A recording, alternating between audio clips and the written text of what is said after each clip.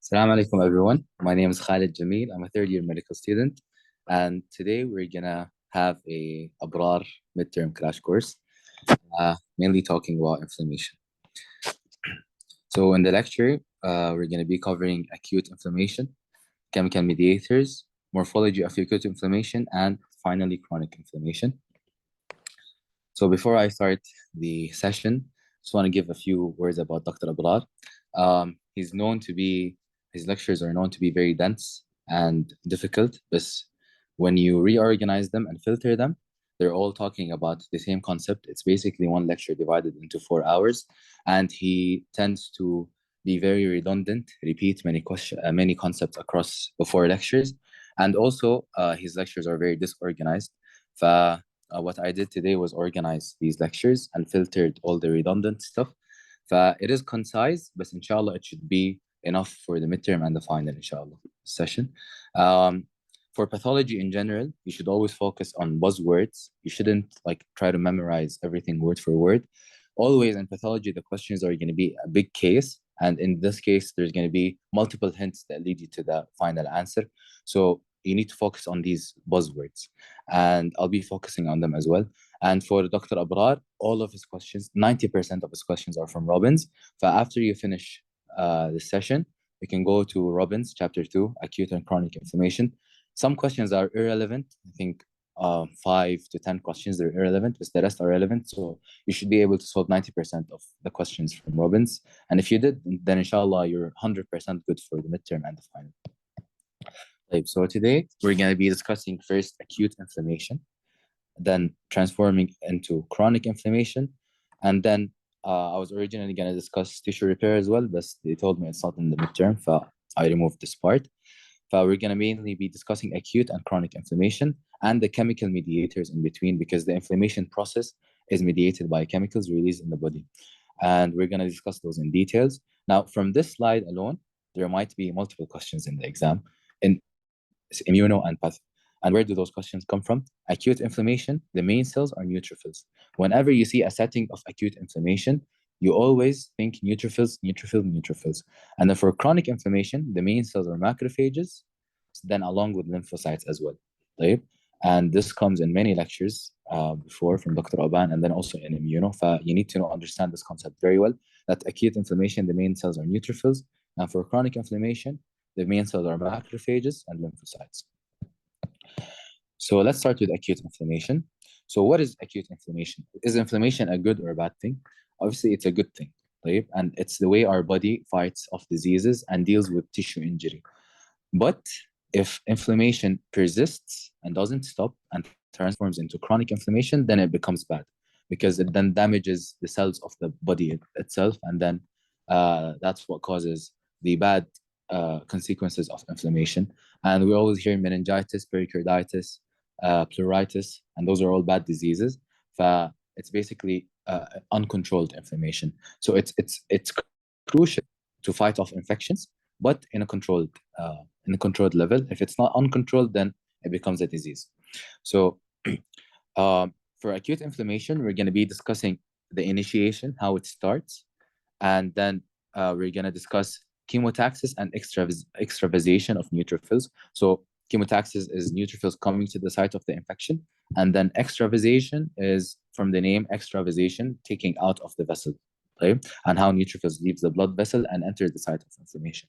And finally, the neutrophils, once they go out, they need to kill the pathogen. We're also going to be discuss how exactly neutrophils kill the pathogens. And okay, so let's start with initiation. So for our case, we're going to be talking mainly about infectious inflammations, so inflammations that start because of an infection. But inflammation can start due to many causes. Anything that causes tissue injury will lead to inflammation, trauma, burning, whatever. Okay. So, but we're going to be mainly discussing about the inflammation that starts because of an infection. So what happens? We have a macrophage. We said the main cells of acute inflammation are neutrophils. صح?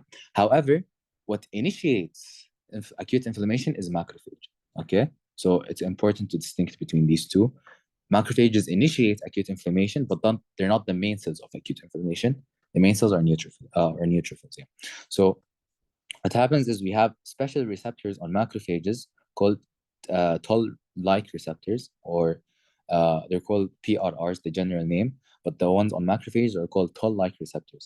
And these are bound to CD14, which is the marker of macrophages. Now, you took from micro LPS, which is an endotoxin from the that's found on bacteria. So once LPS binds to the CD14 or toll-like receptor, a series of reactions starts in the macrophages, which leads to the secretion of cytokines like IL-1 and TNF-alpha, which are the two main cytokines of acute inflammation. There are many other cytokines, but IL-1 and TNF-alpha are the main cytokines of acute inflammation, and other cytokines as well help in starting the inflammation. So this is how inflammation starts. We said TLRs and macrophages binds to pathogenic antigen, also called PAMPs, on bacteria. Those TLRs are bound to CD14, which is the marker of macrophages. This leads to the production of many inflammatory mediators that promote inflammation. And they also lead to the secretion of what we call chemokines, okay, which will take us to the next stage, which is chemotaxis of neutrophils. What are chemokines? They are chemicals that call neutrophils or other white blood cells to the site of inflammation. The main chemokine is interleukin 8. Now, don't worry if you don't memorize all of those now. We're going to discuss them in detail later on again. But remember that the main chemokine for neutrophils is IL-8. This is very important. Now, once acute inflammation is initiated, what happens? We said chemotaxis. That's the first thing. We call neutrophils into the site of inflammation, and then we take them out of the blood vessels to go and kill the bacteria. In order to help this to happen, we need a couple of processes. First, and very importantly, is vasodilation. Whenever there's tissue injury, the first step of initiating an acute inflammation, there has to be vasodilation. Why? We need increased blood flow to the site of inflammation to deliver more white blood cells into the site of inflammation. So this is the purpose of vasodilation. And what does vasodilation? We have many chemical mediators that cause vasodilation in case of inflammation, and we'll discuss those later. Okay, but that's the first thing that happens. And this leads to erythema and heat, which is rubor and Calor, which are the cardinal signs of inflammation. I don't have a separate slide for the signs of inflammation or the cardinal signs because they're very easy. You take them a lot. But vasodilation causes rubor and Calor. And then there's increased vascular permeability as well. And why is this important? Because we need to make space for the neutrophils to come out of the blood vessels. So an increased vascular permeability leads to an exudate fluid, okay? And this is what causes the edema or tumor, the cardinal sign called tumor. Now, do you guys know what's the difference between a transudate and an exudate? Let's explain. So we have a blood vessel, okay? If we have increased blood flow in this blood vessel, we have increased hydrostatic pressure, صح? Hydrostatic pressure. And this increased hydrostatic pressure will push fluid outside. But this fluid that leaves will be clear fluid, okay? And it will be free of any cells and has a very few proteins, okay? And that's what's called a transudate fluid, okay? However, in the case of inflammation, because we have increased permeability of the blood vessel, cells and proteins will leave as well, okay? And this is what we call an exudate fluid. And in case of inflammation, we always have an exudate because we need neutrophils to come out with the fluid, okay? And then we have neutrophil chemotaxis. As we said, the main chemokine is IL-8. And then we have neutrophil extravasation. How do neutrophils get extravasated exactly? And this is a very important slide. There are many questions about this. So we initiated the inflammation. Macrophages secrete chemokines, and they also secrete the cytokines that we spoke about. Let's start with chemokines. Chemokines, first of all, go and call the neutrophils. But they don't only go and call the neutrophils, they also activate the neutrophils. How do they do that? They make the neutrophil express some substances or proteins on their surface membrane. The first one is called Thiolate-Lewis X protein, okay? These are called Thiolate-Lewis X proteins. And they also cause the exposure of integrins, okay? And then the cytokines and also histamine, which is not secreted by the macrophage, but it's also always secreted when there's an inflammation process, they act on the endothelium. So we said chemokines act on the neutrophils. Cytokines and histamine act on the endothelium, and they cause the production or the expression of E-selectin, P-selectin, and ICAMs. Okay, so we have a process called margination, which is basically the chemotaxis of neutrophils to the site of inflammation. Okay, so once they come, the first process is rolling. And how does rolling happen? These sialyl Lewis X proteins bind to the E-selectin and the E-selectin and rolls. Okay, it rolls the neutrophils on the endothelium of the blood vessel. Okay, and then we have adhesion, which is the integrins, which are also caused by the chemokines, bind to ICAM and also VCAM, but more importantly, ICAM. Okay, and also ICAM is expressed by the action of these. Okay, now integrins bind to ICAM, and this is where adhesion happens. And then we have something called diapedesis, where the neutrophils secrete enzymes, for example, PCAM, which digests the wall membrane and enter into the site of inflammation. Okay, so let's review that quickly. Macrophages secrete one inflammatory cytokines that cause the endothelium to express P-selectin, E-selectin, ICAM, and VCAM. It's not very important to know which one secretes what or expresses what. This is just for information. And then chemokines act on neutrophils to express sialyl Lewis X protein and integrins. The steps are first rolling, sialyl Lewis and selectins on the endothelium. Adhesion is integrin on the neutrophils and ICAM on the endothelium. Diapedesis is PCAM on neutrophil, digests endothelium basement membrane, and neutrophil enters the site of inflammation. طيب, I hope this concept is easy enough. Very important concept. طيب, now once the neutrophil is in the site of inflammation, it has to kill the bacteria, صح? So first of all, if phagocytoses it, and you take the concept of phagocytosis many times before. This is the concept of phagocytosis. Takes the bacteria in and forms a phagosome. Now, once the bacteria is in, it has two ways of killing that bacteria. It can either kill it by oxygen-independent method, which is the classical method of phagocytosis, which is the phagosome binds with a lysosome and forms a phagolysosome, and that kills the bacteria. Right? Enzymes in the phagolysosome kills the bacteria. Simple enough. Then we also have oxygen-dependent killing, okay? And from the name, we need oxygen, صح? And why is oxygen always dangerous in the body? It's when it forms free radicals. So neutrophils, they on purpose use oxygen to form free radicals, okay? Which then kills the bacteria. We have two main enzymes, which is NADPH or phagocyte oxidase, and this directly turns the oxygen into free radicals. And then we have myeloperoxidase, which combines hydrogen peroxide with chloride and then forms these free radicals.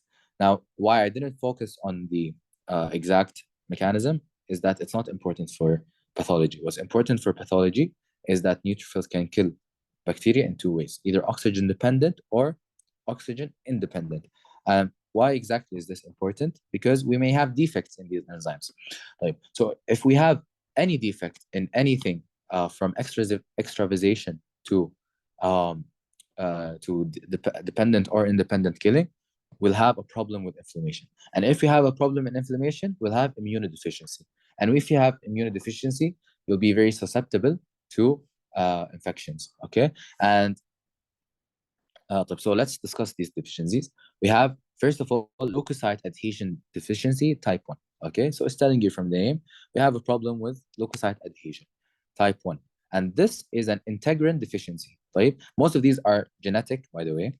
So we have, for leukocyte adhesion type 1, we have integrin deficiency. The way I like to remember this is type 1. 1 looks like an eye, so we have an integrin deficiency. Leukocyte adhesion deficiency type 2 is a deficiency in sialyl Lewis X deficiency, which means we have a problem with rolling. Yani the name is a bit confusing, but this is a deficiency in sialyl Lewis X protein, which is important for rolling.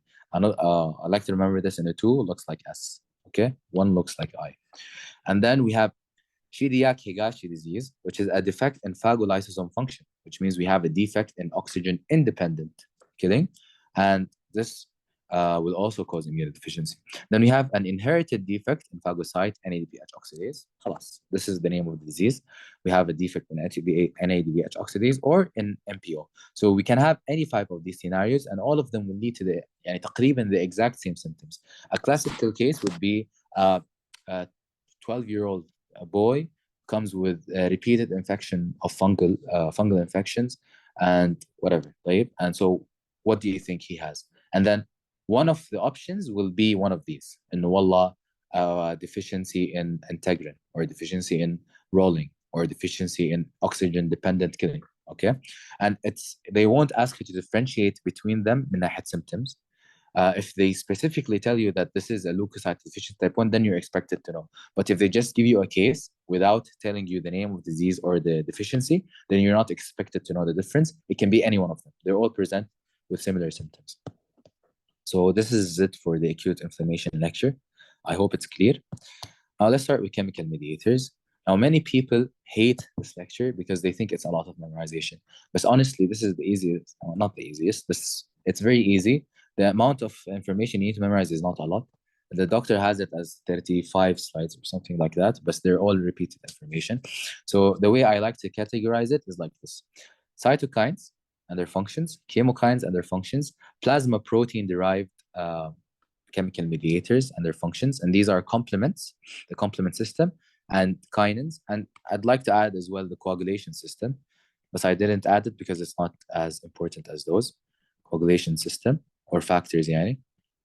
And then we have endothelial derived, which are secreted in endothelium itself, which are arachidonic acids, and those are prostaglandins and leukotrienes. I will discuss those in details.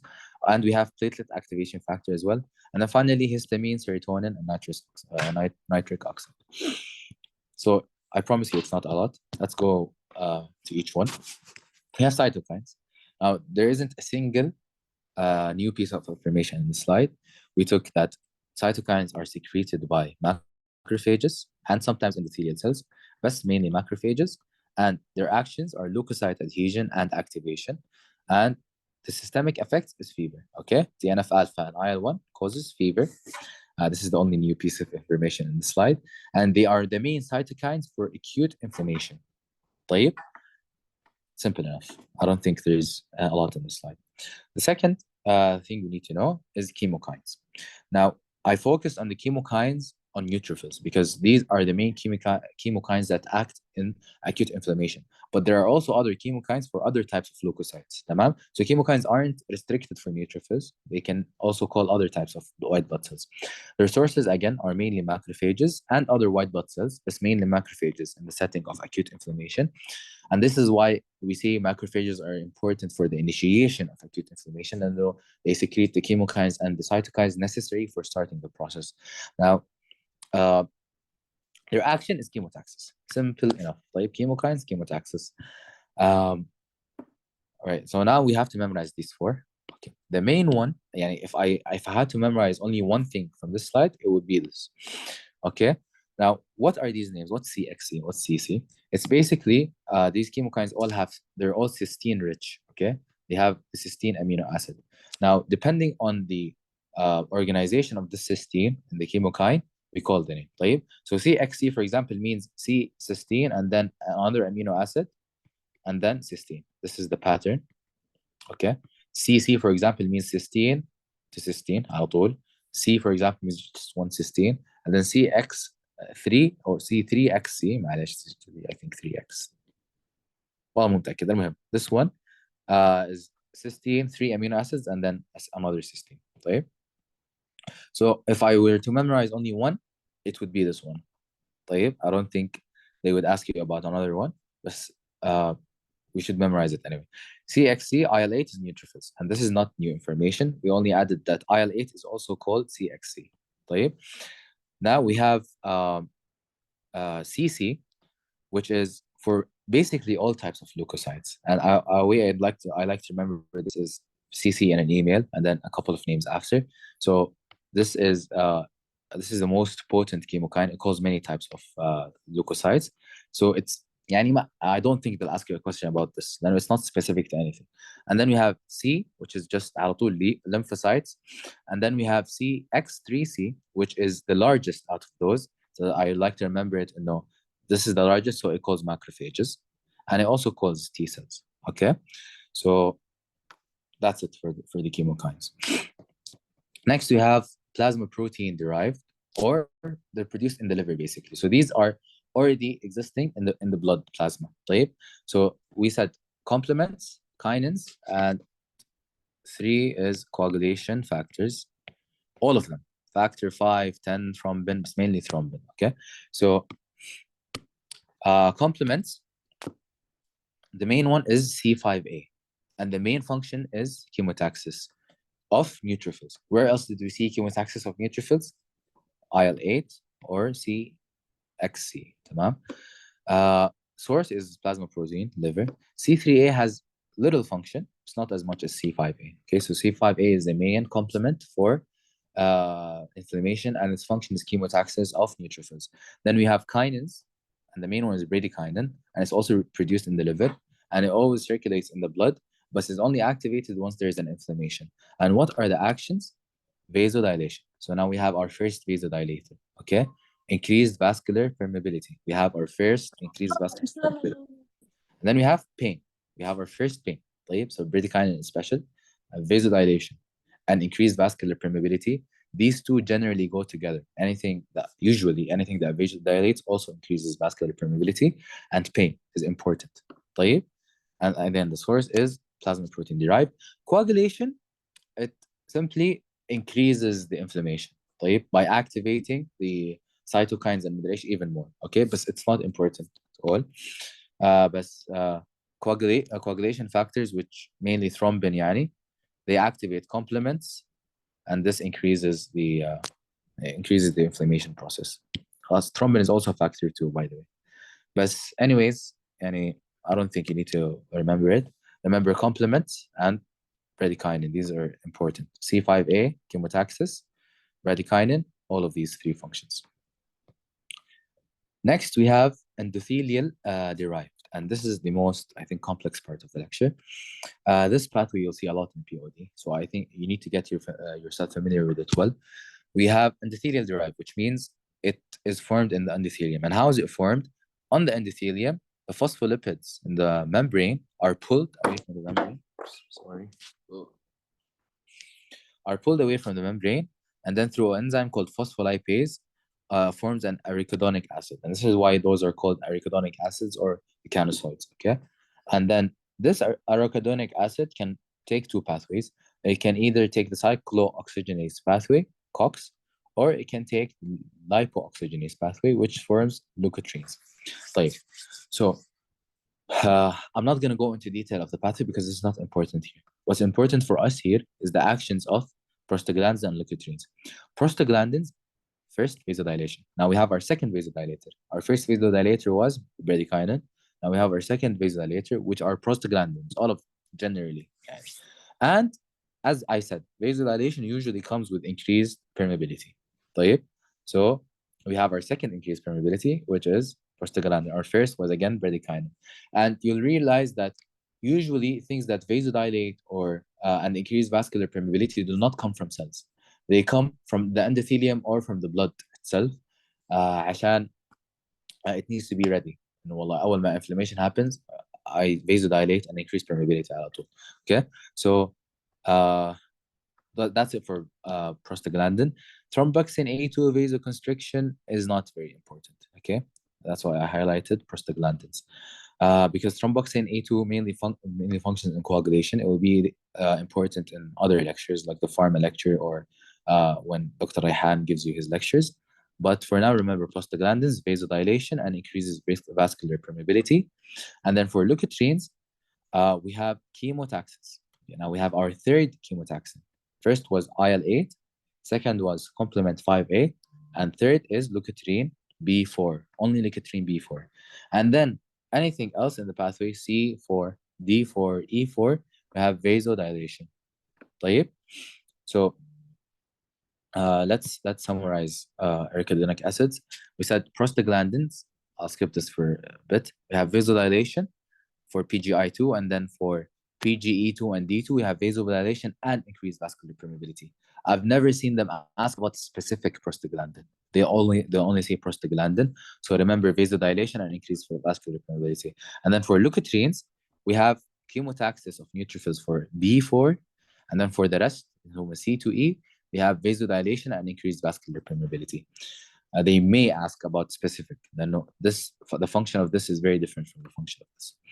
And then we have after lipoxygenase acts on arachidonic acid, there's an intermediate that may not go into become a leukotriene, but go into an alternative pathway and become something called, what's it called? Lipoxins. Okay, so lipoxins stop inflammation. Right? This is a bit significant because it's a special function and it stops inflammation. Okay, so that's it for arachidonic acid. صراحة. Now prostaglandins, pain and fever. We have our second pain and our second fever. Pain, the first pain was bradykinin. Okay, so خلاص. Pain we have BP. Bradykinin and prostaglandin. Fever, the first fever was IL-1 and TNF alpha. So for fever we have three. IL-1 and TNF alpha, those always come together. And then we also have prostaglandin. طيب. These are special functions, pain and fever. So you need to remember them. And I think they're very easy صراحة. BP pain, fever, IL-1 TNF, and prostaglandins. طيب. Then let's move on to platelet activation factor. You know how Dr. Bota has a small font, big font, bold, and not bold? I'll do the same. Platelet activating factor is not very significant in inflammation. It's significant in coagulation. So there's a lot of details on it as well. فيعني مشوار صراحة. I wouldn't memorize it if I were you, but I put it for the sake of completion. In high concentration, it's a vasoconstrictor. In low concentration, vasodilation and increases permeability. So this is where it's positive inflammation. And for its main function, it's activate platelets, platelet activating factor. So it increases coagulation. And the source is endothelium cells, like the rest. بصراحة مشوار سواليف. I wouldn't memorize this, but anyways, it's here. For histamine, serotonin, and nitrogen oxide, we're done, guys, for this lecture. We have histamine vasodilation, a very potent vasodilator, one of the most important vasodilators. Histamine has to always be there in every inflammation. Histamine has to act and vasodilate. طيب? And it also increases vascular permeability. طيب? Now for vasodilation, let's review. We have bradykinins, our first vasodilator. We have prostaglandins, our second vasodilators. We have leukotrienes, our third vasodilators. And we have histamine, our fourth vasodilators. And then the source is mast cells, platelets, basophils, endothelium. It can be secreted from many places. طيب? But the main is mast cells. Okay, and we have other sources as well. For serotonin, you can see it's in small font. Very insignificant function in inflammation. It's very not important in inflammation. However, it increases vascular permeability if you want to know. And the sources are platelets and GI cells. So its functions and GI functions more than anything. And then for nitric oxide, very important. Nitric oxide, we have a very potent vasodilator. Many medications that vasodilate either increase nitric oxide or are nitric oxide themselves. So very important, very potent vasodilator. Kills microbes. If you saw in the killing slide, okay, it can be used to form free radicals and kill. هذا بس Dr. Abra didn't focus on this function here, but it does participate in killing. Where am I? Does participate in killing microbes, and it stops inflammatory response. عجيب it vasodilates, but it also inhibits inflammatory response. So it's a very special chemical mediator, but I'd get familiar with this. And the main source are macrophages, but it can be secreted by neutrophils and by the endothelium. It's everywhere. So now we have come. I lost count of our vasodilators. I think fifth vasodilator. And this is the only vasodilator that doesn't increase vascular permeability, but يعني, I wouldn't remember that fact. So for vasodilator, we have histamine, we have nitric oxide, we have prostaglandins and leukotriene, only C4 to E4, and we have bradykinin. So basically five. Vasodilation is very important inflammation. That's why we have many chemical mediators that mediate vasodilation. Most vasodilators are also increased vascular permeability. Only missing one is nitric oxide. خلاص, just memorize vasodilation and increased vascular permeability come together. And then chemotaxis, we said only three, and this is a very special function. يعني, I'm pretty sure they'll ask you either in the midterm or the final, well, which one of the following is a chemotaxin for neutrophils specifically. Obviously, you need to remember the other chemotaxis that I put in the slide. We have IL-8, the main one and the most potent one, CXC. We have leukotriene B4, and we have C5A, and يعني شوية C3A. And then we have for fever, another special function, I'd remember this, TNF alpha, IL-1, and prostaglandins. For pain, we have bradykinins and prostaglandins. This is it for chronic chemical mediators. Morphology of acute inflammation. 3 marks, the easiest lecture in, I think, all POD. طيب.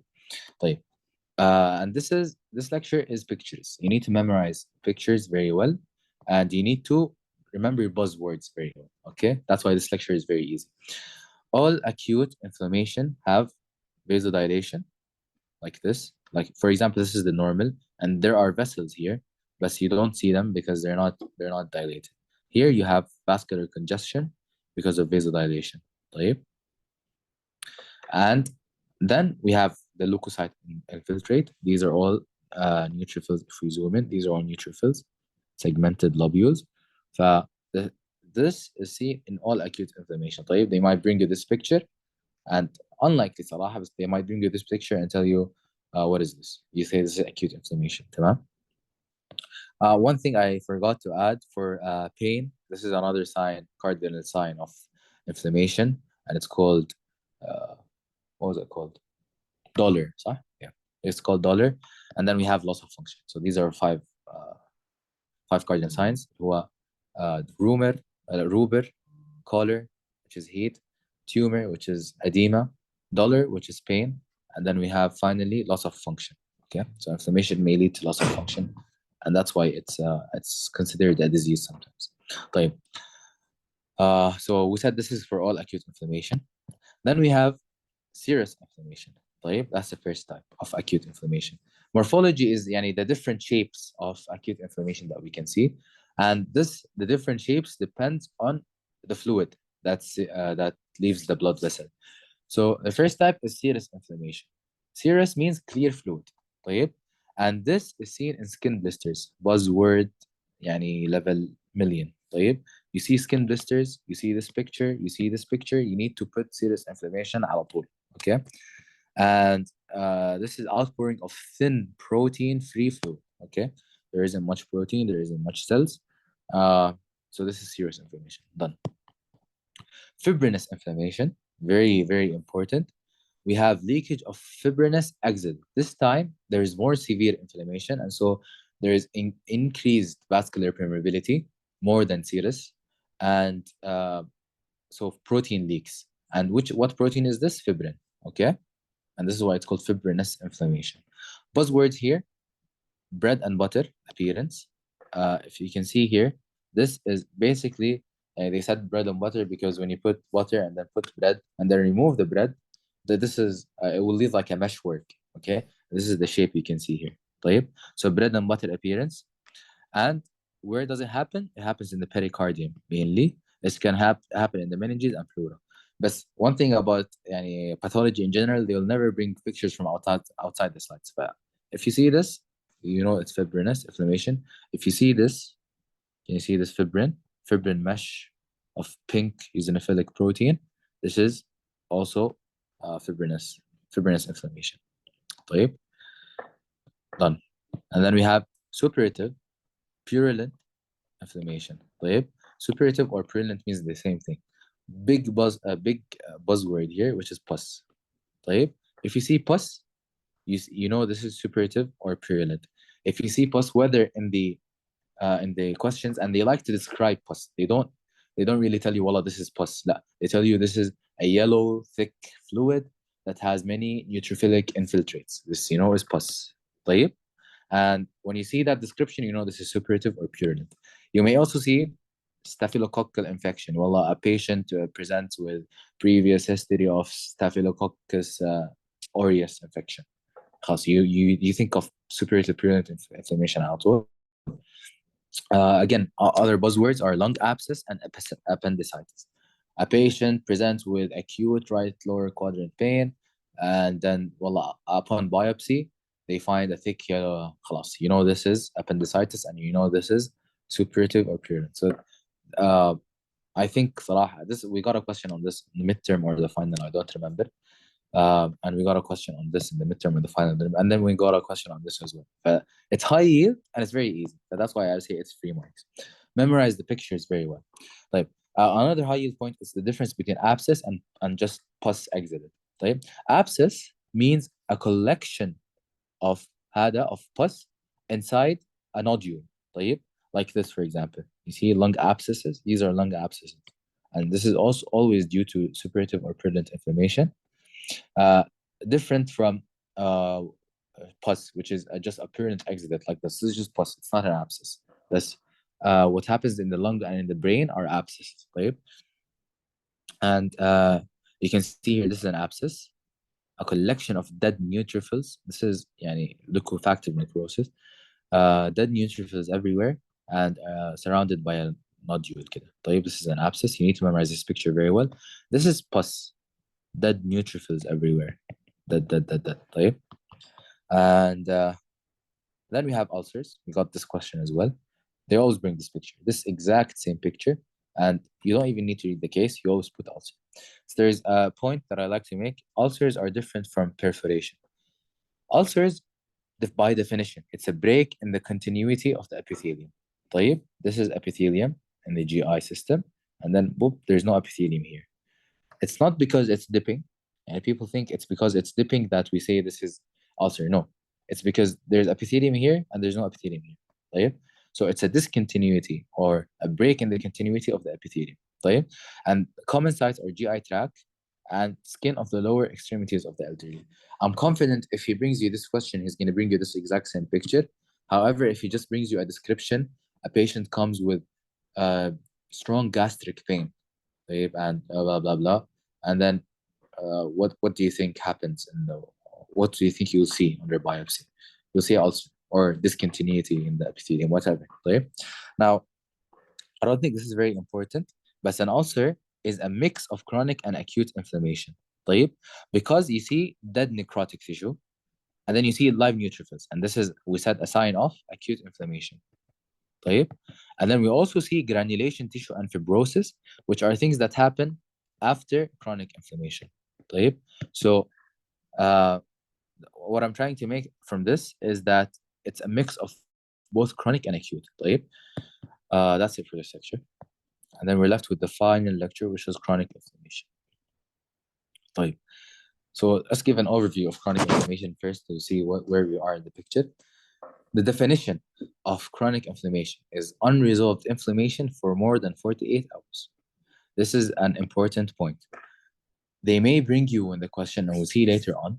Actually, I want let's keep it for later. But anyways, this is the definition of chronic inflammation. Okay, and it's usually, this is the definition. But usually, chronic inflammation continues for weeks, months, or even years. Right?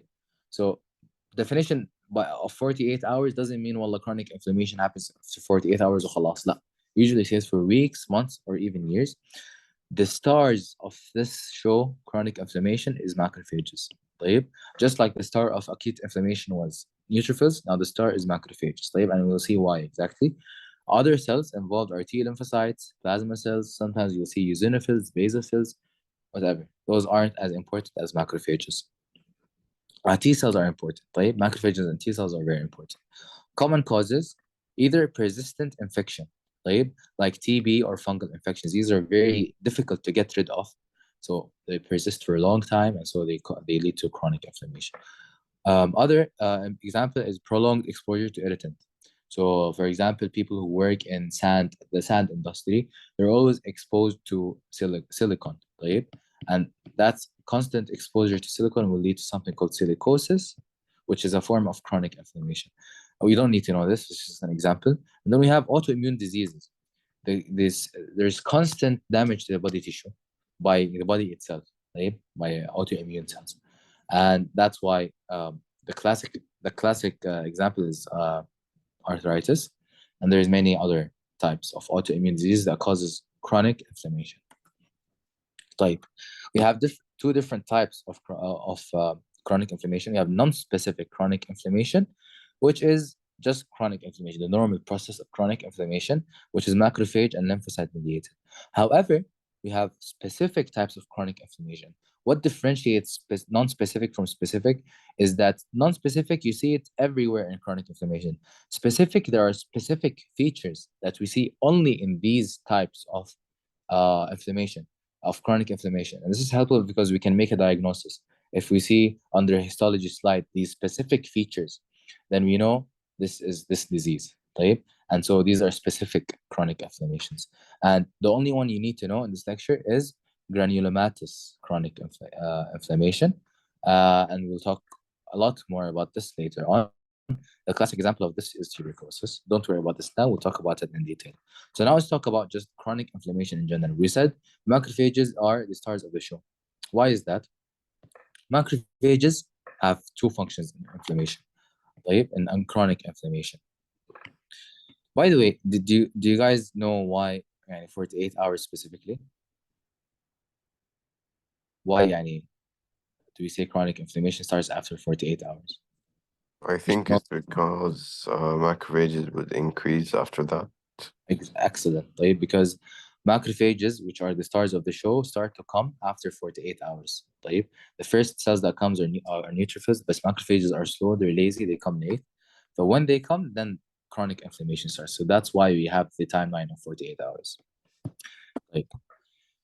Now, this is not mentioned in your slides. It will come later on in immuno, but I think it's important for you to understand. We have two types of macrophages. Right? Once a monocyte comes, this is a monocyte, not a macrophage yet. It just came from the blood and it came to the site of inflammation. It can either develop into an M1 macrophage, M1 or M2 macrophage. How does it choose which macrophage it becomes? Depends on the cytokine that activated it. I don't want to go into many details. However, it can become an M1 or an M2. طيب? Let's take this off شوي. The functions of M1 are they activate T lymphocytes, طيب? T cells. And what T cells do exactly, we'll discuss in the next slide, but this upregulates inflammation. طيب? And this is why inflammation persists as chronic inflammation. We also have M2, and the functions of M2 is that they want to stop the inflammation and they want to start healing. And healing always happens by fibrosis, okay? And so they stimulate fibroblasts, okay? So they stimulate fibroblasts to start fibrosis and to stop the inflammation. Right? So they have two functions. They increase inflammation and leading to persistent chronic inflammation, or it can also stimulate fibroblasts and cause fibrosis and healing. طيب? And this is why chronic inflammation can stop. طيب? It can resolve. It can resolve fully because of the functions of these M2 macrophages and many other cytokines that you'll discuss later on. But it can persist. طيب? And with chronic inflammation, macrophages, they accumulate in the site. طيب? First of all, macrophages, once they enter the site, they constantly call more macrophages. يعني themselves call other monocytes. طيب? They constantly call other monocytes to the site. طيب? That's one way macrophages accumulate in sites of chronic inflammation. Another way is that they divide. Now, this is important because macrophages are the only types of white blood cells that can divide peripherally. Like, T lymphocytes and B lymphocytes, they can only be produced and mature in primary lymphoid organs, whether it was bone marrow or thymus. طيب? However, macrophages are the only types that can go in peripheral sites of the body, طيب, other than the bone marrow, because they're produced in the bone marrow. So they can go to other sites and divide there. So that's why they can accumulate. طيب. And finally, they live for a long time. Macrophages are long-lived. But this is why once macrophages start to come, وضع سيء. It's good if acute inflammation is resolved in before 48 hours. And that's the usual case. And anything can cause inflammation. Every day we have inflammation, but it's usually resolved quickly. If it doesn't resolve, then we start getting accumulation of macrophages, and then خلاص, inflammation persists. طيب. We said we'll discuss what T lymphocyte role is exactly. T lymphocyte and macrophages, they like each other. They're best friends. And so they work together in chronic inflammation. So macrophages, what they do is that they secrete IL-12. طيب, this is the first cytokine we're introducing in chronic inflammation. Okay, it secretes IL-12, which activates T cells, T helper cells, Th1 helper cells, and this we'll discuss later in immuno. So T cells secrete interferon gamma. طيب. So macrophages activate IL-12. T cells say, I'll return the favor, and they secrete interferon gamma. This is a very important cytokine. What is interferon gamma? It's a very potent activator of macrophages. It activates macrophages in every form and way. It increases its phagocytosis. It increases its oxygen-dependent killing. It increases its cytokine secretion, and so on. Right? So once macrophages are activated, they secrete more IL-12. More T cells are activated. So this is a vicious cycle between T cells and macrophages. Right? But T cells also do another function, which they secrete IL-17, TNF, and other chemokines that call IL-17 specifically, call more monocytes into the site of infection, or inflammation. Okay? And by calling more macrophages and also activating the original macrophages, now these macrophages, once they're activated, they secrete IL-12. Another T cell would give it interferon gamma, and you see how the cycle, and it's a very vicious cycle of T cells and macrophages activating themselves back and forth, and so that's why the inflammation persists for a long time. طيب. So let's review what we said. Monocytes secrete IL-12, which activate T helper cells. I want you to remember IL-12 well and its function. T helper cells secrete interferon gamma, which is a very potent activator of macrophages. Remember interferon gamma more than IL-12. This is very important. طيب. Interferon gamma activate macrophages.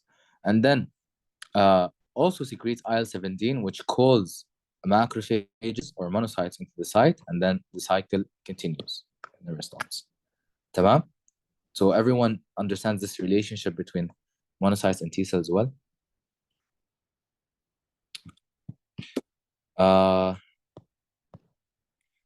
Now let's talk about other cells in chronic inflammation. This isn't very important, but I've seen questions about it. Other cells in chronic inflammation, we have, first of all, plasma cells, which we know are derived from B lymphocytes.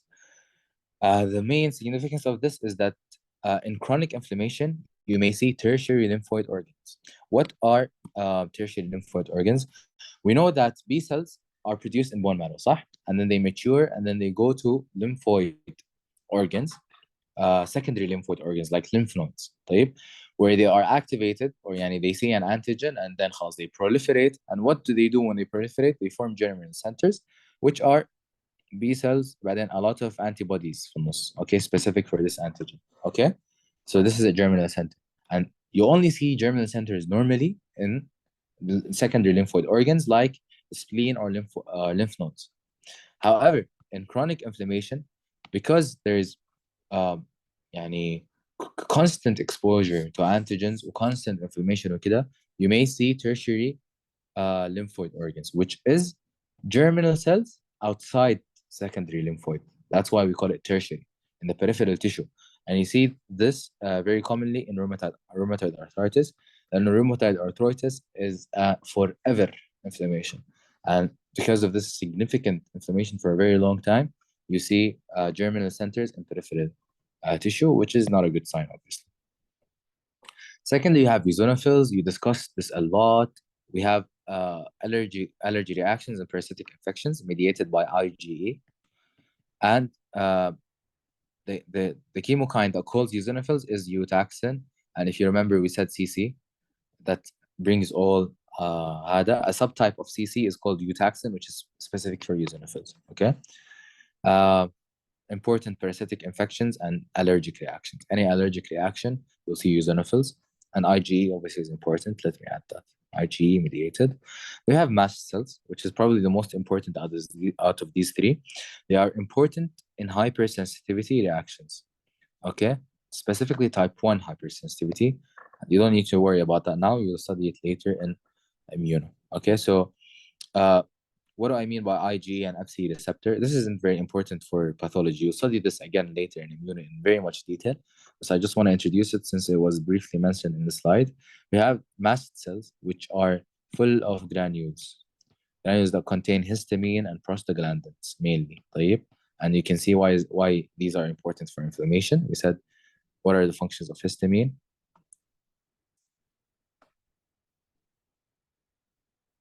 Okay, I guess you answered if you're watching the recording.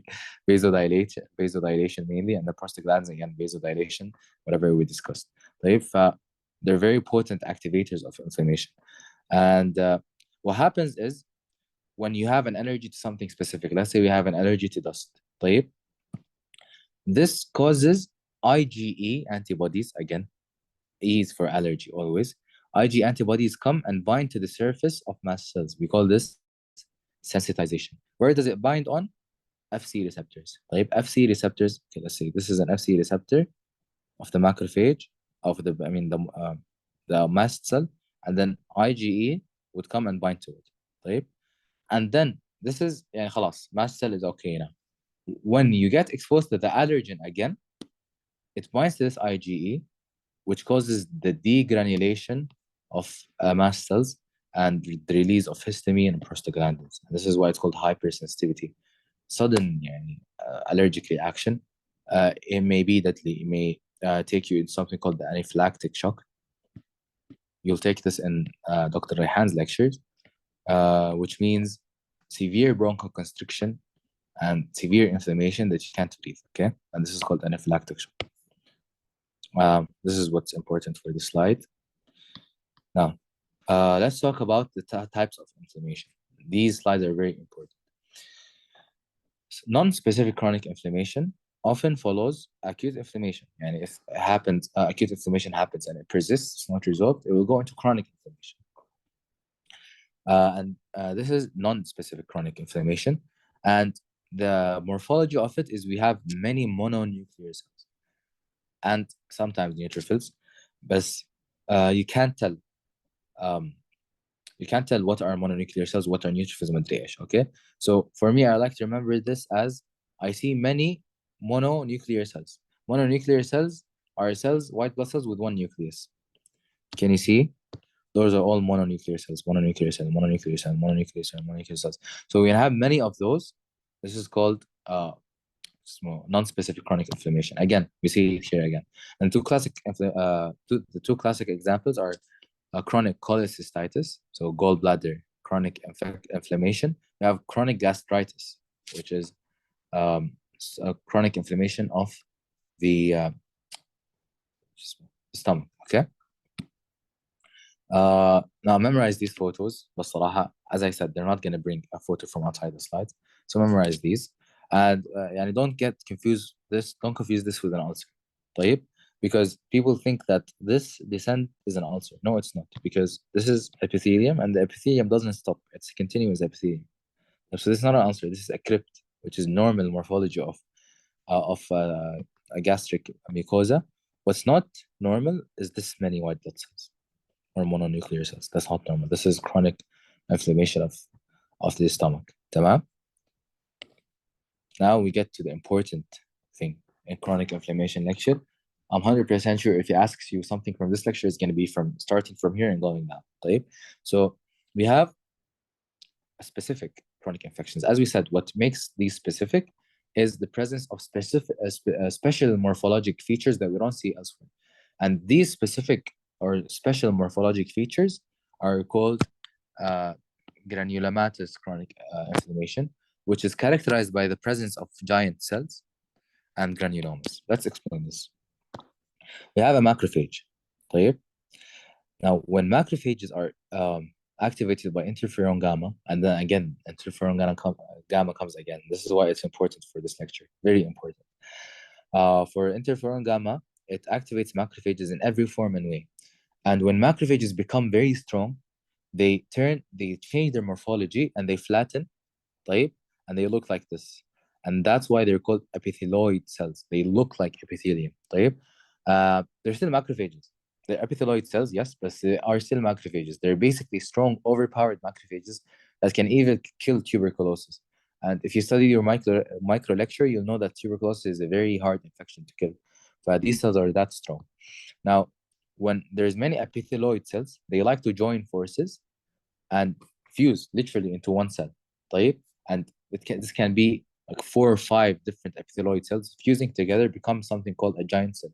Huge cell, very huge cell that's multinucleated because it's many cells combined into each other. Okay, so these are this is the morphology of granulomatous chronic inflammation, which is basically tuberculosis for our case. Right? There's other example of granulomatous inflammation, but for your case, you only need to know tuberculosis. So what are the characteristics of granulomatous inflammation? Giant cells, epithelioid cells, another name, or another thing you can see as well, and granulomas. What are granulomas? When epithelioid cells they don't fuse, but they form يعني كده a circle, طيب, around a central area of liquefactive necrosis. We call this granuloma. طيب. So in granulomatous chronic inflammation, you see giant cells, you see epithelioid cells, you see granulomas. What are granulomas? We said no. Giant cells surrounding a central area of liquefactive necrosis. And it's usually T cell mediated, or we call it type 4 hypersensitivity. I'm not going to go into detail of what type 4 hypersensitivity it is best memorize it. You need to memorize that. TB is T cell mediated inflammation. That's also a type of type 4 hypersensitivity. طيب, memorize this well. These are all buzzwords, all underlined and bold. These are all buzzwords. You need to know them well. And then when macrophages are activated by interferon gamma, another buzzword, they turn into epithelioid cells, and epithelioid cells fuse to form giant cells, and they may surround necrosis and forming a granuloma. Before I go into details of tuberculosis, because this is what we're talking about basically, there are different types of giant cells, right? And this is يعني خلاص, just memorize pictures. You don't need to know anything about these giant cells except Langhans cells. These are important, right? Langhans giant cells have a horseshoe shape. Can you see it? This looks like a horseshoe, right? This is a giant cell. Look at how many nuclei it has. Okay, so and these are seen in TB. This is the most important picture, very, very, very important picture. We see Langhans giant cells in TB. When you see this under microscope, you know this is TB. This is very specific for TB. We have two tones giant cells that look very organized, like this, and then they'll bring you this exact same picture. خلاص. You can memorize that two tones is pink and Langhans is purple if you mixed between them. يعني. And then we have foreign body giant cell, which is these are many nuclei, but if you see here, those are foreign cells, foreign bodies. طيب? That's why we call it foreign body giant cell. You don't need to know anything else about it. طيب? So just memorize these pictures well and make sure you know how to differentiate them. If I were to memorize only one picture, I'd memorize this, the Langhans cells, and you see them in tuberculosis. طيب? I hope this concept is clear, because as I said, if they're gonna ask you something about this lecture, I'm pretty sure it's gonna be about this. Right? Now let's talk specifically about Mycobacterium tuberculosis. Again, very, very high yield. Buzzwords for Mycobacterium tuberculosis are caseous necrosis. You took this in Dr. Alban's lectures, which is a cheese-like necrosis. It's a subtype of liquefactive, but it's cheese-like, and it's very specific for Mycobacterium tuberculosis. طيب. You have acid-fast stain, and this is how you see tuberculosis. Again, this is from your micro lecture. So we're saying it again here. And then Langhans giant cells. You see any of those things, you know it's Mycobacterium tuberculosis على طول. Any of those. It doesn't have to be all three. It can be any of those. Let's look at these pictures. This is a picture of caseous necrosis. This is a picture of Langhans cells, horseshoe cells. Okay. This is a picture of, again, Langhans. Can you see them? Those are Langhans cells. And this is a picture of a granuloma. Let's zoom in. Those are giant cells. You see them? Giant cells surrounding an area of liquefactive necrosis. So this is what we call a granuloma. Okay? Memorize these very well. Memorize these very, very well. Okay? And bas, we're done with all 4 lectures. As I said, inshallah, this will be more than enough for your midterm. And the slides are a bit compact because I try to make it as concise as possible. But inshallah, it's manageable. It's very doable. These lectures are very easy. Just want to go over some practice questions to show you how to approach questions. Now, obviously, please, after you finish this lecture, don't stop. You need to go to Robbins and solve the whole chapter of acute inflammation. طيب, because acute and chronic inflammation is chapter 2. Because although you know the information from here, if you don't know how to apply it, there's no use. And Dr. Abrar is going to get one of those or maybe multiple of those questions. فخلاص يعني you should guarantee yourself and go solve all the Robbins questions. But I got screenshots, direct screenshots here just to show you how to approach the questions. We have an experiment introduces bacteria into a perfused tissue preparation. Leukocytes have leave the vasculature and migrate into the site of bacterial inoculation. The movement of these leukocytes is most likely to be mediated by which of the following substances? The movement of leukocytes. طيب. Is there any B? People are saying B. Yes, excellent. It's an easy question. Chemokines. طيب. Guys, if you have questions, can you please just unmute for a bit, just so I know in Wallah there's a question, because I can't see the chat while okay. Now these are your favorite and my favorite types of questions where they bring you a picture. يعني people say, oh والله مش I have to memorize pictures. بالعكس, pictures are the easiest types of questions. Before reading anything, what is this? Can someone unmute or actually type in the chat? I think this is TB, so This is TB. giant Why did cells. you say TB? Langerhans giant cells. Excellent. خلاص. I don't need to read the case. Actually, لا, شكرا. You need to read the case. 72-year-old woman with emphysema has had worsening right ventricular failure for the past 5 years. For the past 4 days, he has had fever and increasing dyspnea. Chest radiograph shows an accumulation of fluid in the pleural spaces. Fluid obtained by thoracentesis has a specific gravity of 1.03 and contains degenerating neutrophils. Oh, this picture isn't for this question, guys. I'm sorry. But yes, the answer for this question was tuberculosis. Good job. It says that thoracentesis, which is pulling off fluid from the thoracic cavity, has specific gravity of blah blah and contains degenerating neutrophils. What are they describing?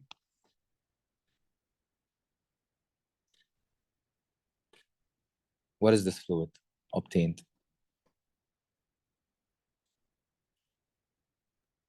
Exuded. A pus.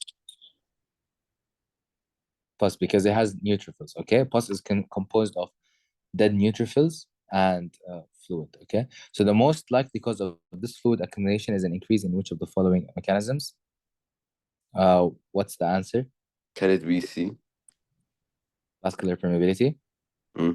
Does everyone agree? Could it be B? Lymphatics? We never discussed lymphatics in the lecture. The answer is C. Okay, they're basically asking, wallah, how did neutrophils come from the blood vessel and go into the site of infection? And that's by increasing vascular permeability. That's as simple as that. Don't overthink it. Okay. Okay. So now again, we have a picture. What's the answer? Ulceration. Ulceration. Excellent. You don't even need to read the case. Okay. But this is how a case would come, a patient with pain in the abdomen, blah, blah, blah. It doesn't matter. We have the picture. خلاص, this is ulceration. Okay. Another question. For the past 2 days, a 41-year-old man has had severe headache, and he now has a temperature of 39. So he has fever, which is a sign of inflammation. A lumbar puncture is performed, and the cerebrospinal fluid has a WBC count of 910, very elevated. 94% of it is neutrophils, and only 6% of it is lymphocytes. Which of the following substances is the most likely mediator for the fever observed in this patient? What do you think the answer is?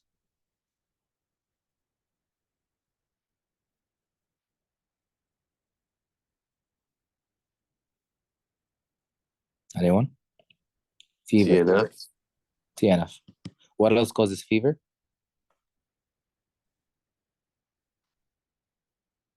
TNF always comes Prostaglandin. with, yes, prostaglandin, and TNF always comes with what? Interleukin 1. Interleukin 1. Good job. Finally, a 20-year-old sexually active woman experiences lower abdominal pain. She has no previous history of this type of pain. Her temperature is, this is the hardest question. Just heads up. Her temperature is 37.9. Left lower abdomen is markedly tender, which means it's painful. So what's the diagnosis? Appendicitis. Okay. Laboratory findings include a total WBC count of 29,000 with 75% segmented neutrophils, 6% bands, which is also a type of neutrophils, 14% lymphocytes, and 5% monocytes. Okay. Laparotomy reveals a distended, fluid-filled, reddened left fallopian tube that is about to rupture. Oh, this is not appendicitis, معلش. A left salpingectomy, whatever. Which of the following is the most likely to be seen on microscopic examination of the excised fallopian tube? So let's see. What do you think the answer is, guys?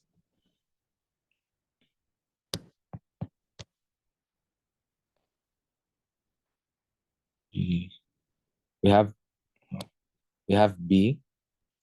Wait, can it be liquefactive since there is an increase in neutrophils? Okay, any other answers?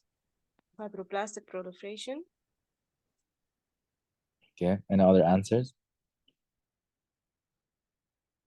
Okay, so B is out. This is not tuberculosis. B is out. Okay. Squamous cell metaplasia is out. We didn't talk about this. Mononuclear infiltrates. Where do you see this? We said we see a lot of monocytes. Chronic inflammation. Yes, non-specific chronic inflammation. What is the duration here? 24 hours. So is this chronic inflammation? No, this is acute. So this is out. طيب. Fibroblastic proliferation happens at the end after. Remember, this was the last part of our story. Aslan. I know. Fibroblastic proliferation happens after chronic inflammation. Okay, so this is definitely wrong. So what are we left with? Liquefactive necrosis, which is a collection of dead neutrophils. Okay, so this is why the answer is liquefactive. If you were not sure, you can eliminate the rest easily just by knowing that this happened for 24 hours. So you can take out the chronic inflammation answers. Is this question clear? Yes, really clear. Has to be A or liquor. Okay, so you know why it's not A?